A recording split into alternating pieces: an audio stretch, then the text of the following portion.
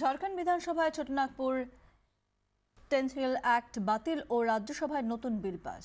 এর জেরে কেড়ে নেওয়া হয়েছে আদিবাসীদের জমির অধিকার।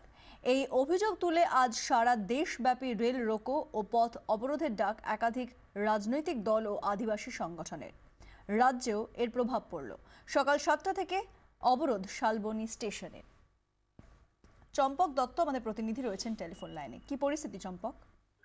দেখো, ট্রেন চলাচল সম্পূর্ণ কিন্তু বন্ধ রয়েছে মেদিনীপুর আদ্রা ডিভিশনে। এখনো পর্যন্ত সকাল থেকে মাত্র একটি ট্রেন সেখানে যেতে পেরেছে।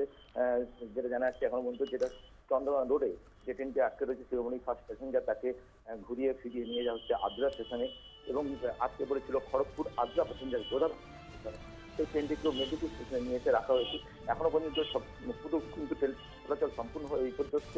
পাশাপাশি তারা শালবনীতেও কিন্তু পথ অবরোধ করছে। 7 নম্বর জাতীয় সড়ক স্বাভাবিকভাবে সড়ক এবং রেল কিন্তু বিপর্যস্ত হয়ে পড়ছে। এই মুহূর্তে প্রচুর পরিমাণে পণ্যবাহী কাজ শুরু করে বাস সেখানে কিন্তু দাঁড়িয়ে রয়েছে, পথ অবরোধ চলছে এবং সকাল থেকেই চলছে এবং তাদের যা কর্মসূচি রয়েছে আজকে সন্ধ্যে 6টা পর্যন্ত চলবে। খুব স্বাভাবিকভাবে কিন্তু এই ধরনের যে চলতে থাকে তারা কিন্তু সম্পূর্ণভাবে বিপর্যস্ত করবে। মেদিনীপুর থেকে বাঁকুড়াগামী যে জাতীয় সড়ক রয়েছে সেই জাতীয় সড়ক যেমন বন্ধ রয়েছে, তেমনই কিন্তু মেদিনীপুর থেকে আদ্রাগামী সমস্ত ট্রেন সেগুলো কিন্তু এখনো পর্যন্ত বন্ধ রয়েছে। কিন্তু প্রশাসন এখনো পর্যন্ত সেভাবে আমরা দেখতে পাইনি, উদ্যোগ দেখা যায়নি যে অবরোধ তোলার ক্ষেত্রে সেখানে আমরা সেভাবে এখনো দেখা যায়নি। রেল পুলিশকেও সেখানে আমরা দেখতে পাইনি বা কোনো জেলা পুলিশের কর্তাদেরকেও কিন্তু রাস্তা অবরোধে তাদের সাথে কথা বলতে এখনো পর্যন্ত দেখতে পাইনি। তো এই ঘটনা যদি চলতে থাকে তাহলে কিন্তু একটা বড় ধরনের একটা বিপর্যস্ত হয়ে পড়বে গোটা চাঞ্চল্য ব্যবস্থা পশ্চিম মেদিনীপুরে।